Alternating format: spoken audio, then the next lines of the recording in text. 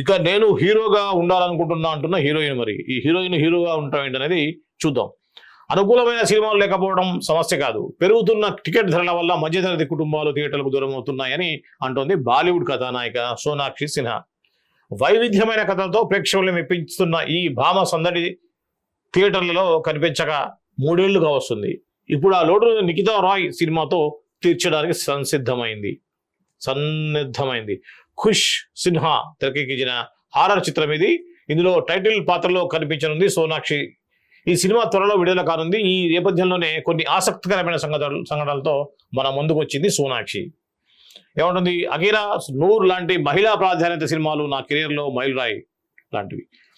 ఈ కోవకు చెందిన నిఖితా రాయ్ థియేటర్కు వచ్చిన ప్రతి ప్రేక్షకుడిని పరుగులు పెట్టిస్తుంది చిత్రం. గత 8-9 సంవత్సరాలుగా నేను నటించిన పాత్రకు పూర్తి భిన్నంగా ఇప్పుడు నా భవిష్యత్తు ప్రయాణం ఉండాలనుకుంటున్నా. బలమైన మహిళా పాత్రలు, కథలపై దృష్టి పెట్టాలనుకుంటున్నా. ఒక సినిమాను భుజాన వేసుకుని టైటిల్ పాత్ర పోషించడం అంటే చాలా పెద్ద విషయం. ఇకపై నా సినిమాలకు నేనే హీరోగా ఉండాలనుకుంటున్నా. ఇది సోనాక్షి చెప్పేది. ప్రస్తుత చిత్ర పరిశ్రమలో వ్యక్తులు ప్రేక్షకుడిని థియేటర్కు తీసుకురావడానికి చాలా ప్రయత్నాలు చేస్తున్నారు. కానీ మధ్యతరగతి కుటుంబాలు సినిమాలకు ఎందుకు దూరంగా ఉన్నాయో ఎవరు ఆలోచించట్లేదు. పెరుగుతున్న టికెట్ ధరల వల్ల ఒక సాధారణ కుటుంబానికి థియేటర్కి వెళ్ళడం చాలా ఖరీదైనగా మారింది. ప్రస్తుతం చిత్ర పరిశ్రమలో ఫ్యామిలీ నేపథ్యంలో రూపొందిన సినిమాలకు ఎలాంటి కొరత లేదు. యాక్షన్, కామెడీ, డ్రామా ఇలా అన్ని జానర్స్ లో ప్రేక్షకుల్ని ఆకర్షించే చిత్రాలు ఉన్నాయనే నేను అనుకుంటున్నా. కానీ ధరల పెరుగుదల వల్ల ఓటీటీల బాట పడుతున్నారు. సమస్య కంటెంట్లో కాదు, మారుతున్న ప్రేక్షకుల అలవాట్లో ఉందనేది నా అభిప్రాయం. ఓటీటీలు దూసుకెళ్తున్న ఈ రోజుల్లో ప్రేక్షకుల్ని సినిమాలకు నిమగ్నమై చేసేటువంటి కథలే చాలా ముఖ్యం. ప్రస్తుతం ప్రేక్షకుడు ఒక 15 నిమిషాల సినిమా చూసి అది హిట్టా లేక ఫ్లాపా అనేది ఒక అంచనాగా వచ్చేస్తున్నారు. అందుకే సినిమా ప్రారంభంలోనే వారి దృష్టిని ఆకర్షించాలి. థ్రిల్లర్, మిస్టరీ ఇలా కథ ఏదైనా ఆసక్తి రేకిస్తూ అభిమానుల సినిమాల హాళ్లకు కూర్చోబెట్టాలి. ఆలస్యమైన భవిష్యత్తులో అలాంటి కథలకే ప్రాధాన్యత ఇవ్వాలనుకుంటున్నా. గతేడాది నేను నా ప్రియుడు జహీర్ ఇక్బాల్తో 7 అడుగులు వేశాను. మా ప్రేమ గురించి చాలా మందికి తెలుసు, కానీ అతనితో నా ప్రయాణం ఎక్కడ మొదలైందో ఎవరికీ తెలియదు. అగ్ర కథానాయకుడు సల్మాన్ ఖాన్ నిర్వహించిన ఓ పార్టీలో మా ప్రేమ కథ ప్రారంభమైంది. అక్కడే నేను మొదటిసారి జహీర్ను కలిశా. నిజం చెప్పాలంటే మా కథకు సూత్రధారి సల్మాన్ ఖాన్. ఆయన మా పెళ్లి విషయంలో చాలా సంతోషంగా ఉన్నారు. సల్మాన్ వల్లే మేము కలిశాము. ఇక నా సినిమాల విషయానికి వస్తే, వృత్తిపరంగా నేను గొప్ప స్థానంలో ఉన్నా. ప్రస్తుతం తెలుగు సినిమా జటాధర, హీరామండి 2 లాంటి ఎన్నో ఉత్తేజకరమైనటువంటి ప్రాజెక్టులకు సిద్ధమయ్యాను. శత్రుఘ్న సిన్హా బాలీవుడ్ లో ఒక అగ్ర కథానాయకుడిగా వెలిగినటువంటి శత్రుఘ్న సిన్హా యొక్క సీనియర్ నటుడు. ఆయన కుమార్తె సోనాక్షి సిన్హా. చాలా మందికి బహుశా ఇప్పటి జనరేషన్ వాళ్ళకి వీళ్ళ ఫాదర్ గురించి తెలియకపోవచ్చు. ఒక రెబల్ స్టార్ లాగా ఉండేవాడు శత్రుఘ్న సిన్హా. అంటే మన దగ్గర ఏ విధంగా అయితే కృష్ణరాజు క్యారెక్టర్స్ ఉండేది, ఆ విధంగా రఫ్ రగ్గడ్ లుక్ ఉన్నటువంటి క్యారెక్టర్స్ ని 60s లో, నాకు తెలిసి 60s, 70s లో, 80s లో అలా ఒక 30 years బ్యాక్ వరకు మంచి లీడ్ లో ఉన్నటువంటి హీరో శత్రుఘ్న సిన్హా. పోలీస్ పాత్రలు కానివ్వండి, రగ్గడ్ లుక్ క్యారెక్టర్ కానీ బాగా చేసేటువంటి శత్రుఘ్న సిన్హా కూతురే సోనాక్షి సిన్హా.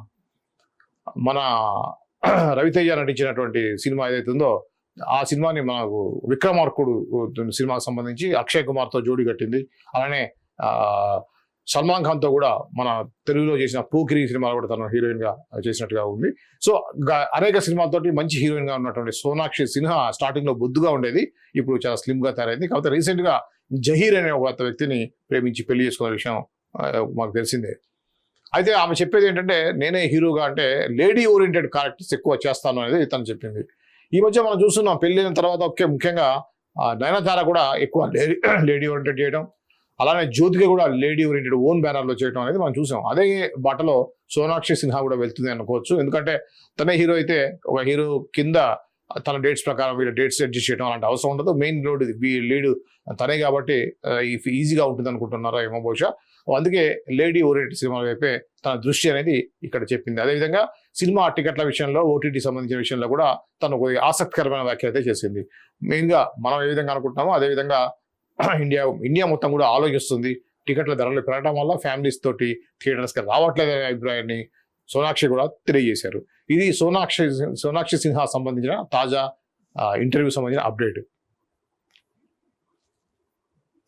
ఇది ఈనాడులో ఉంది. ఇక మనం సాక్షిలోకి వెళ్దాం. సాక్షి న్యూస్ లో ఏముందో ఒకసారి లుక్ వేద్దాం. సాక్షి సినిమాలో సిద్ధు బేడాస్ సంబంధించి ఆమె పాత్ర చూస్తే కన్నీళ్ళాగవు, అలానే ఆర్కే నాయుడు, తెలంగాణ సంస్కృతి నేపథ్యంలో సినిమా, లలిజియా రవీందర్, రితిక. సో ఇది ఒక చిన్న సినిమా సంబంధించి.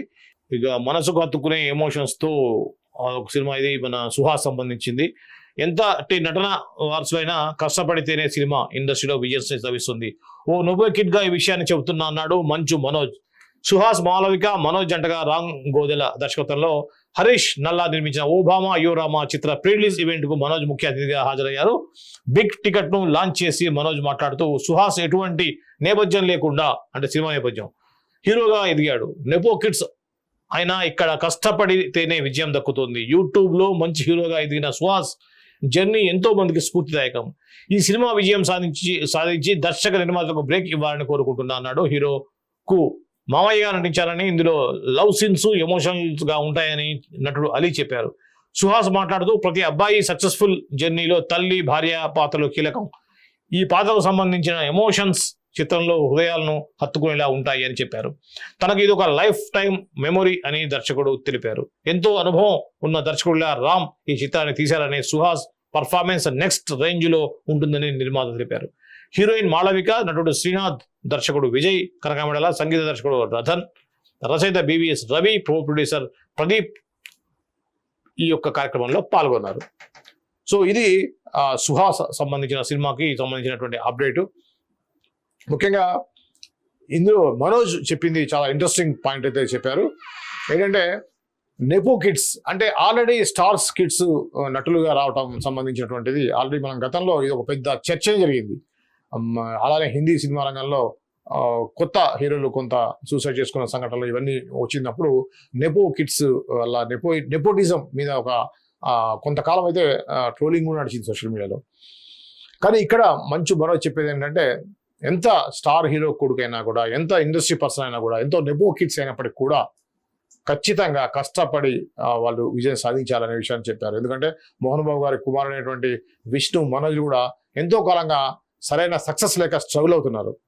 సో అదే ఆ ఆలోచనతోటి మనోజ్ ఆ విధంగా చెప్పారు. సుహాస్కి ఎటువంటి బ్యాక్గ్రౌండ్ లేదు, అయినా కూడా కష్టపడుతూ స్టెప్ బై స్టెప్ ఎదిగి ఒక హీరోలాగా, ఒక సక్సెస్ఫుల్ హీరోలాగా ఈరోజు సినిమాలు కంటిన్యూగా సినిమా చేస్తున్నారు అనే విషయాన్ని ఆయన ప్రస్తావించారు. నిజానికి ఇది వాస్తవమే. ఎంత పెద్ద స్టార్ దాసనారాయణ గారి కొడుకే ఎంతో మంది మామూలు వ్యక్తుల్ని స్టార్ హీరో చేసిన దాసనారాయణ కొడుకే హీరో కాలేకపోయారు. 100 సినిమాకు పైగా దర్శకత్వం వహించిన రాఘవేంద్రరావు గారి కుమారుడే హీరోగా రాణించలేకపోయారు. ఇలా చూస్తే ఎంతో మంది బాలయ్య గారి కుమారుడు కానివ్వండి, చాలా మంది పిల్లల్ని కూడా హీరోలాగా చేయలేకపోయారు. కోదండరామరెడ్డి కుమారుడు కానివ్వండి. కాబట్టి ఏంటంటే ఇక సినిమా ఇండస్ట్రీలో ఉన్నంత మాత్రంలో వాళ్ళకి పిల్లల్ని ఖచ్చితంగా హీరోలు కావాలని లేదు, ఖచ్చితంగా వాళ్ళు కూడా కష్టపడితేనే అవుతారు అనేది మరోసారి మంచు మనోజ్ ఈ సందర్భంగా గుర్తు చేశారు.